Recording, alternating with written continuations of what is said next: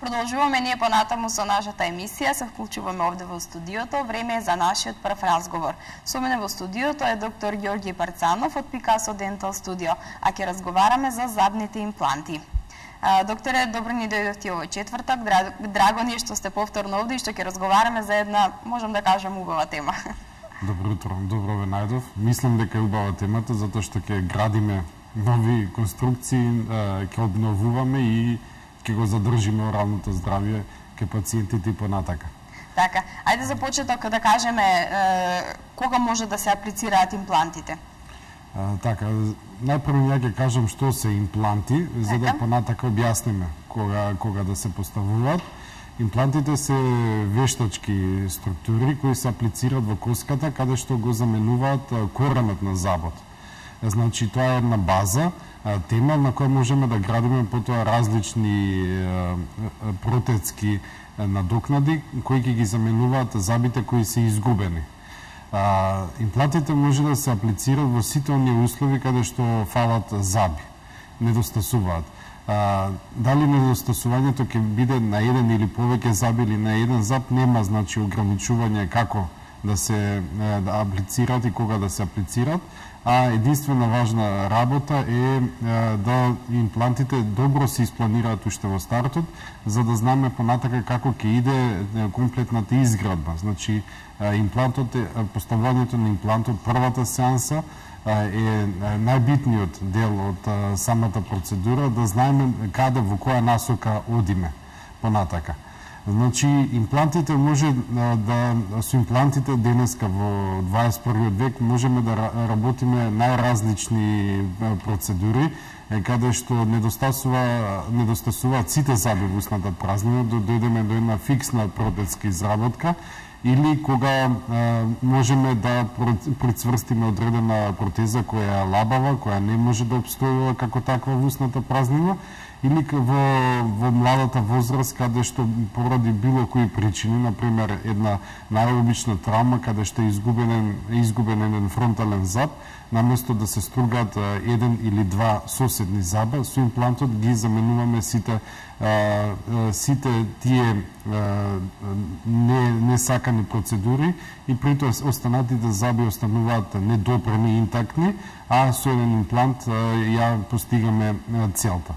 Значи, имплантите ни даваат едно широко поле на работење, да и стоматологот е посигурен во работата, да му е попредвидлив резултатот на крајот од сите процедури, така да ни олеснуваат денеска многу во секојдневната пракса.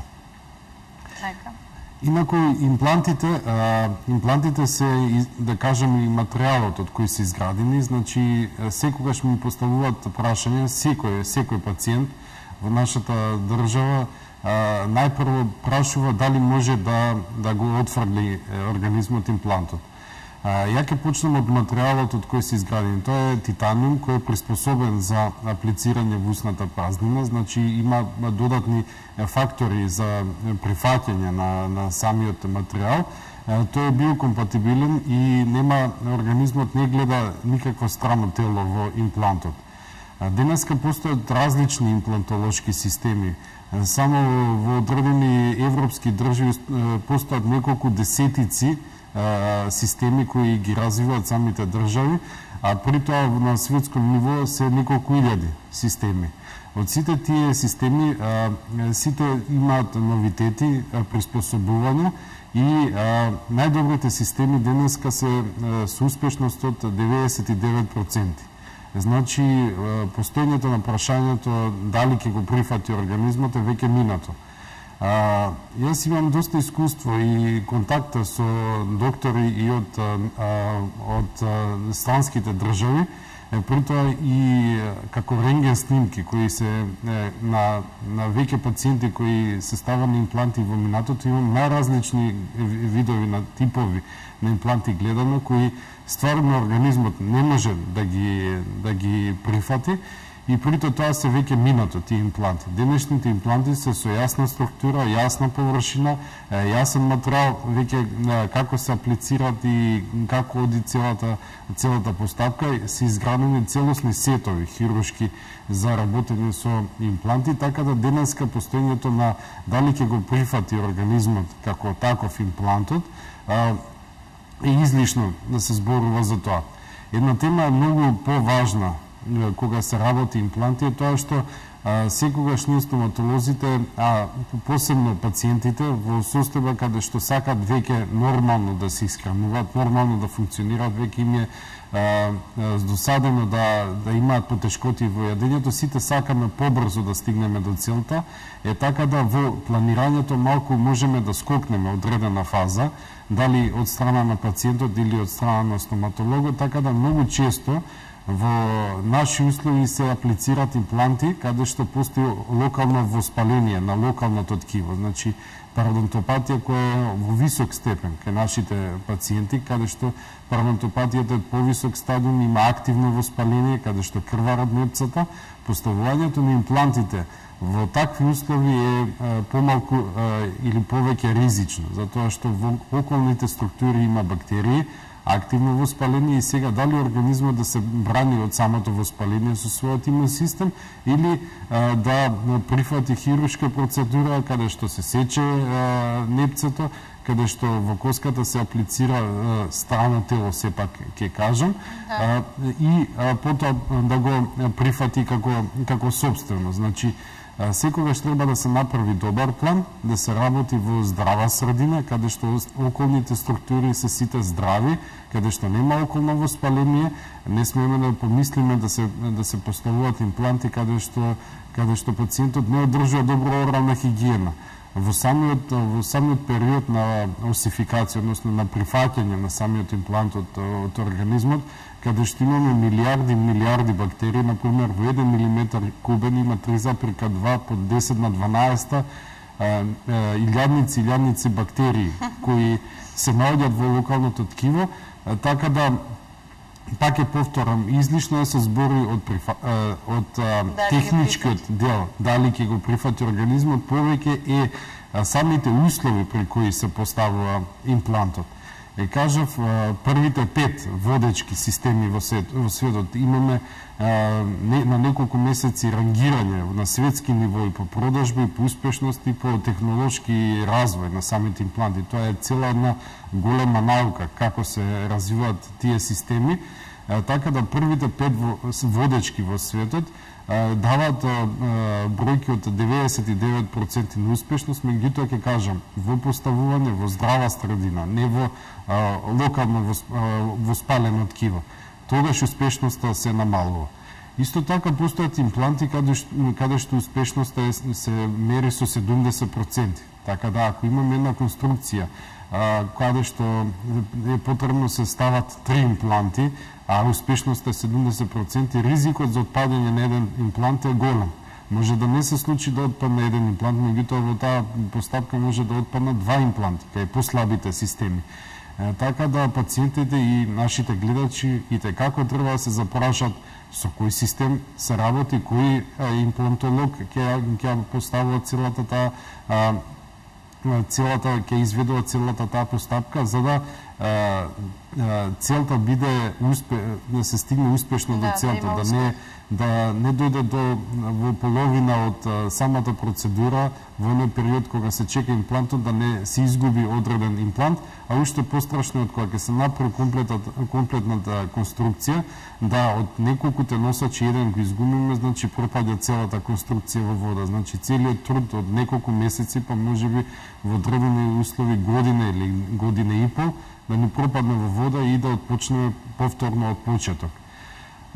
Повторно ме прашуваат дали од кога се случува и да изгубим имплант. Со послабите системи кога се работи, може да се дојде до губење на одреден имплант. Денеска науката има развиено вештачки коски, значи апликација на вештачка коска каде што е загубено дел од коскиното ткиво, меѓутоа таквото обновување на коската, па повторно имплантирање, односно поставување на имплант е многу тешко, така да јас секогаш сум за сигурни решение на почеток да се направи добар план, добра конструкција и потоа да е безгрижно функционирањето на таквиот пациент со тие импланти кои се поставени.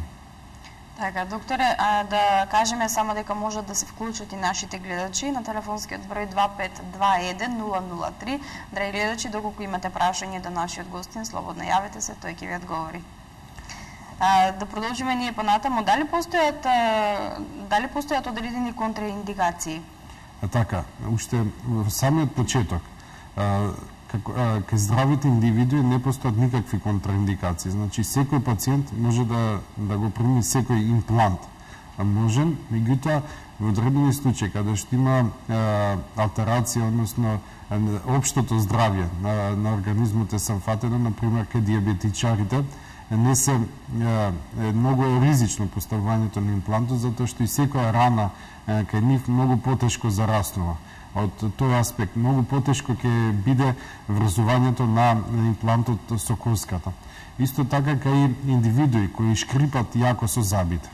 Значи, имплантот ќе кажам дека кога ќе се врзе со коската, се врзува цврсто со неа и нема амортизер кој го ублажува лигамент притисокот, така дека и бруксисти многу е тешко да се издржи притисокот од самото шкрипење и можеме тој имплант да го изгубиме. Одредени други контраиндикации не постојат. Например, во високо развиените земји пушењето е контраиндикација за поставување на импланти, меѓутоа малку не ги снижуваме стандардите во нашата држава, така да со одредени насоки за одржување на подобро на оралната хигиена и кај тие лица може да се постави имплант. Имплантирањето е една најобична стоматолошка процедура. Сите мислат дека тоа е некое тешко бушење, сечење, кршење на коската. Јас ќе кажам дека поставувањето на имплантот е полесно од апликација на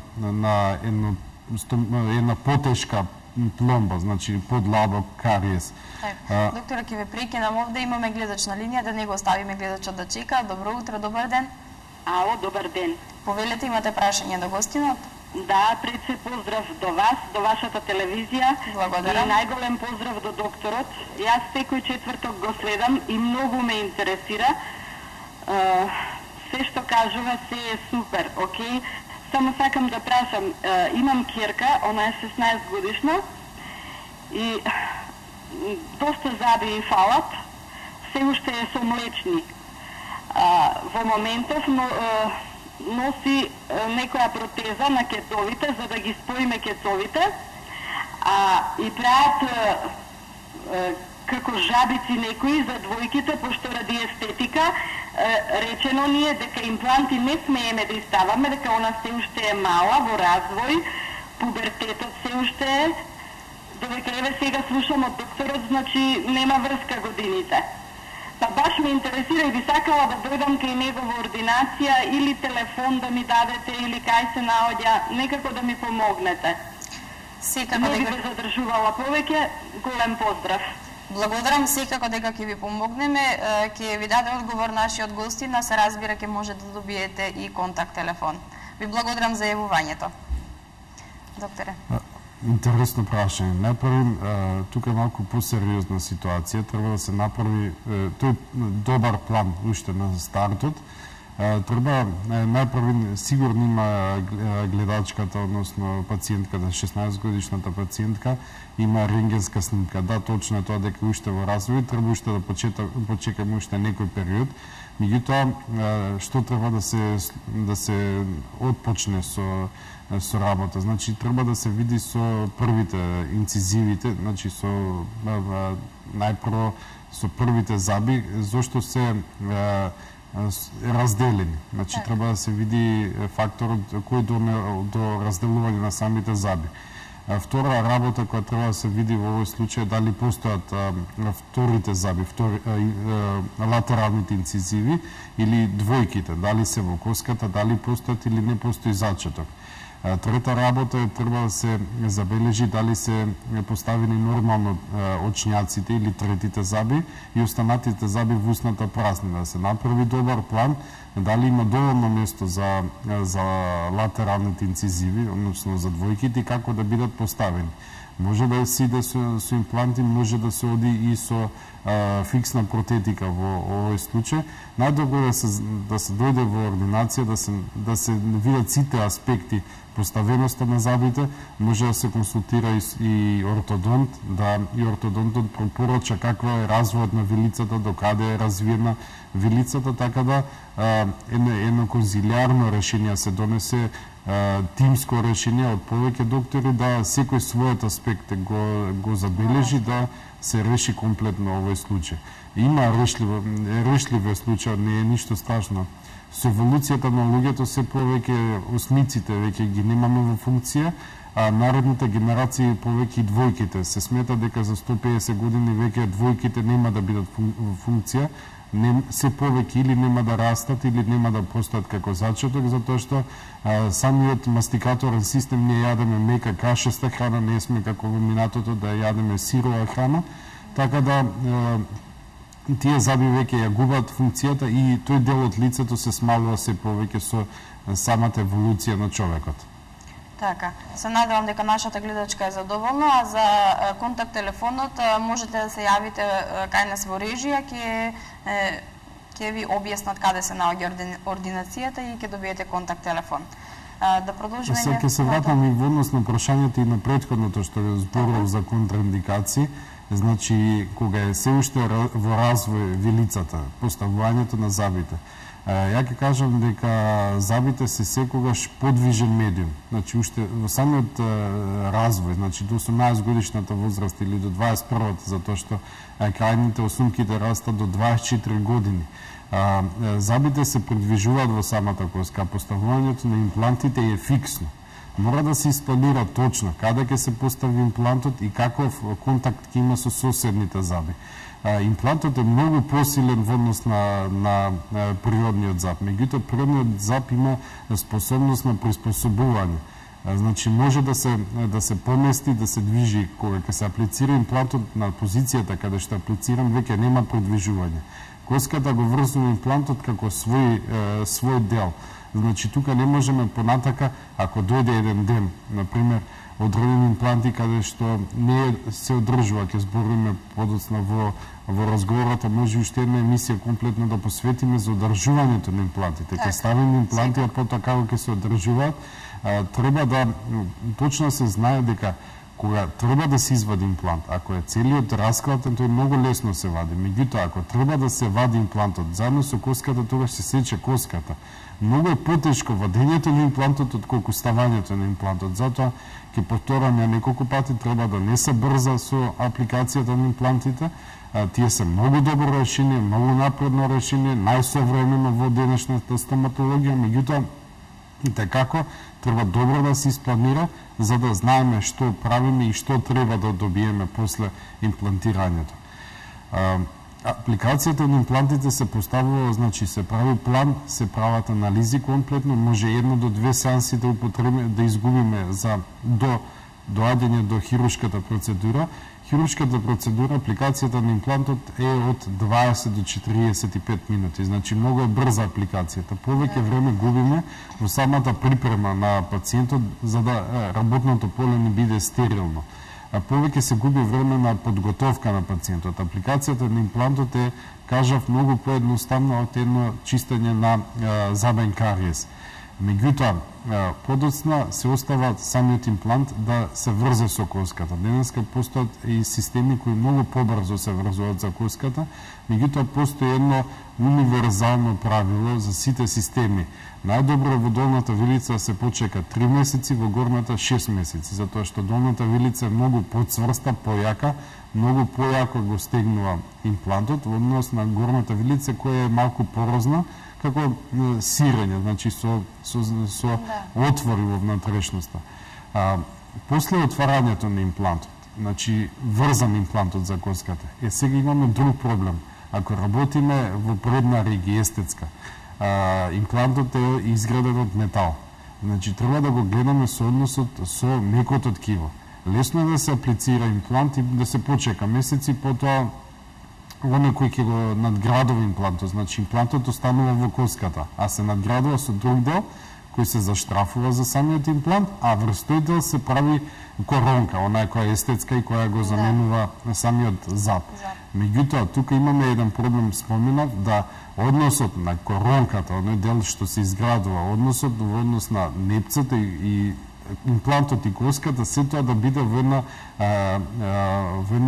равнотежа, во една убава средина, да се добие една добра естетика, да не се забележува металот, да непцето биде секогаш здраво, да не биде воспалено, коронката да биде со нормална димензија, а при тоа да не дојде до ресорбција на коската. Поставувањето, ќе кажам, имплантите е многу лесна процедура, многу е потешко, потоа изградувањето на самиот зап, да добиеме на високо естетско решение и функционално.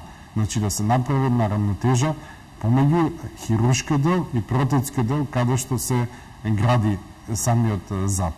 Така. А како може да се надградат? Значи се постава има специјален дел кој се врзува за самиот имплант, а потоа се изработува коронка, она стандардна навлака, која го препокрива целиот дел од надградбата на имплантот. Така, имаме гледач на линија, да го вклучиме гледачот. Добро утро, кој се јавува? Добро утро. Гледачка ваша на телефон. Имам 57 години и скоро да морам да носам тотална протеза. Не можам акрилот да го поднесам никако. Ме интересира и на горна и на долна вилица колку минимум заби импланти треба да се направат и колку чини еден имплант ориентационо. Благодарам. Ви благодарам за јавувањето. Докторе. Значи, за крилато денеска постојат и протези кои каде што има антиалерген, значи да се изработи делот од самата конструкција која е антиалерген, значи има материјали кои можат тоа да ги изработат. Ако се иде со чисто фиксно решение, да мора да се поставуваат импланти каде што фиксно ќе се врзува, значи ќе се прави мостова конструкција, врз тие импланти може да се направи во одредени случаи и протеза, кога се врзува чисто фиксна конструкција, во горната вилица најдобро 6 импланти да се постават, минимум, кои ќе ги заменуваат првите трајни катници, предкатниците или очњаците и во предната рија уште 2 импланти, значи 6 импланти, а во долната вилица може да се направи конструкција и со 4 импланти, минимум, значи 4 импланти кои ќе држат целата функција. Сега, кај гледачката треба да се види колкава е дебелината на гребенот, колку самиот гребен е ресорбиран.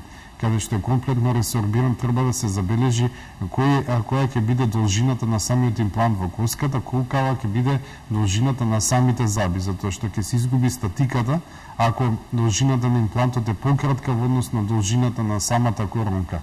Треба, ќе кажам, пак добар план да се направи, тоа е основно право. 4 импланти во долната вилица, 6 импланти во горната вилица за едно успешно решение. Во однос на цената, во европските земји тоа е многу едноставно, затоа што стандардот е многу висок и имплантите не се екстремно скапи. Инаку цената дури и во една Германија, развиена и во Македонија во однос на хируршкиот дел е тука приближно. Имплантите, гледам денеска постојат бројни акции за импланти. Цената на имплантите, ќе кажам, на акции кои ги нудат стоматолошките ординации до сериозни имплантолошки системи се движи од 300 до 1000 евра во денарска противвредност, значи тоа е цената за еден имплант. Меѓутоа, тука треба се секогаш пациентите да се прашат дали да го прашат стоматологот, имплантологот кој поставува имплант, дали тука е вклучено делот од надградбата. Значи, надградбата си има посебна цена. Дали во таа почетна цена е надградбата и потоа цената на самата конструкција која ќе биде надградена над имплантите. Значи, треба пациентот да добие една голема треба едно поголемо резюме, обширно, да ми биде објаснето што се вклучува. Значи, треба да се објасни што се вклучува во таа цена, што не вклучува. Например, јас зборував за развиените 5, ќе зборувам за најаките 5 имплантолошки системи. Истите, секој пациент си добива сертификат кој каков имплант е поставен и серијски број на самиот имплант. Значи, тоа доживотно се знае кој имплант е поставен и самата фабрика, производителот има гаранција за тој имплант ако дојде до одредено оштетување на структурата од имплантот и самата надградба. Значи, тие до таму се стасани. И секој пациент мора да се интересира за собственото здравје, јасно да се види што добива и која е издржливоста на таа конструкција во текот на годините, колку може конструкцијата да издржи.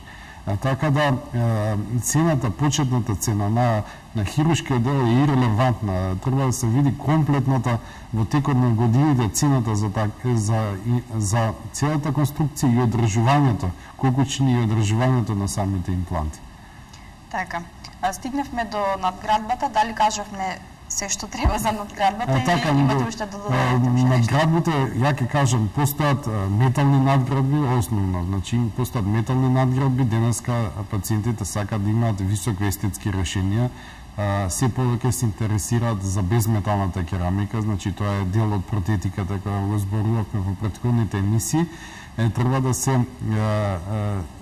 се спомене дека може да биде метална надградбата, денеска постојат и безметални надградби, кои се доста поскапи, меѓутоа естетиката е на врвно ниво доведена.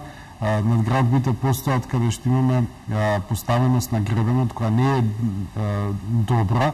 Денеска постојат и аголни надградби, значи под агол, за да го подесиме забот кој ќе го надградиме во самиот низ. Значи тоа е цела една наука само во надградбите на самиот имплант. А понатака, секоја надградба се заменува потоа се надградува самата надградба со коронка или навлака, или ако се работи мостова конструкција, значи се врзува со мост. Денеска постојат многу прашања дали може имплантот да се врзува со природните заби. Постојат, ја ќе кажам најотворено, постојат бројни студии кои го докажуваат можното врзување за имплантот со природни заби. Јас лично имам врзано доста импланти со природни заби и нема никаков проблем. Постојат и бројни студии, посебно во земјите кои ги форсираат чисто имплантолошкото оптеретување, постојат студии каде што викаат најдобро е да се врзуваат имплант со имплант. Меѓутоа, во наши услови, дека е добар зад, кој го знаме дека е добро изграден, со добра структура, природен зад, може да се врзе со имплант за да добиеме едно фиксно решение, а да не се употребуваат многу импланти во самата работа. Така. И за крај, последното прашање е колку време може да обстанат во коската? Тоа е најдоброто прашање. Имплантите немаат рок на траење. Значи, ако добро се одржуваат, еден имплант кој е ставен, например, на 30 годишна возраст, може целиот живот да обстои во коската. А коската не разликува страно тело кога ќе биде врзан имплантот. Ако добро се одржува, ако добро ќе збориме во следната емисија како се одржуваат имплантите, ако добро се одржуваат имплантот нема рок на траење. Ако добро оптеретен, ако се доаѓа на редовни контроли на најдолго 6 месеци, нема проблем да настане со самиот имплант. Ке кажам, во стартот можеби развиените системи се многу поскапи, меѓутоа долгорочноста на таквите системи е во предност, на нивна страна. Така. Имаме уште еден гледач на линија, да го вклучиме и последниот гледач за денеска. Добро утро, добар ден. Добар ден. Повелете, имате прашање до нашиот гостин? До вашиот гостин голем поздрав. Јас сум негова пациентка.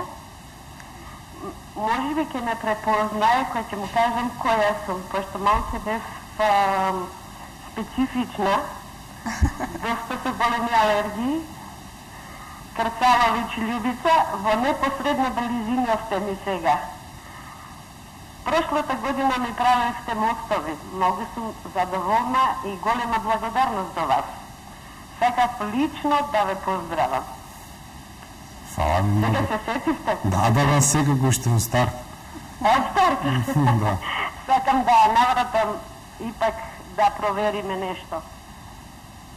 Така може? Може секако. Така, Ето, фала на бидете ми поздрав. поздравени, пријатно фала, многу благодарност до вас. Ви благодарам за јавувањето. Довидување. Така, една пациентка која имавме стварно потешка реконструкција, меѓутоа добро се заврши на крајот и ја кажувам, секој пациент е задоволен пациент, брзо заборава на периодот кога сме граделе, меѓутоа треба редовна посета за да таквата конструкција одржиме во текот на годините. Значи, ниедна и најдобрата конструкција, каде што идеално е се направено, треба да се одржува за да обстои долги години во функција. Така, добро е да има и вакви гледачи нели што се јавуваат за после извесно време да упатат благодарност, тоа значи дека се многу задоволни од работата. Така. Така. Докторе, јас ви благодарам за гостувањето денешно, веќе е крај на нашиот разговор. Кажавме доволно на оваа тема. Ќе оставиме за наредниот четврток, нели? Така, денеска ги поставивме плантите, можеме да прозборуваме како детално, како да ги доизградиме и понатака најважното, ја ќе кажам, е одржувањето. Лесно е поставувањето, малку потешко е изградувањето, меѓутоа најтешко е одржувањето. Најважно е. Сите го забораваме тој дел. Кога ќе завршиме работата, сите забораваме што сме. Така, ви благодарам уште еднаш за гостувањето. Фала Ние одиме понатаму, следува кратка пауза, па потоа се враќаме повторно назад во студиото.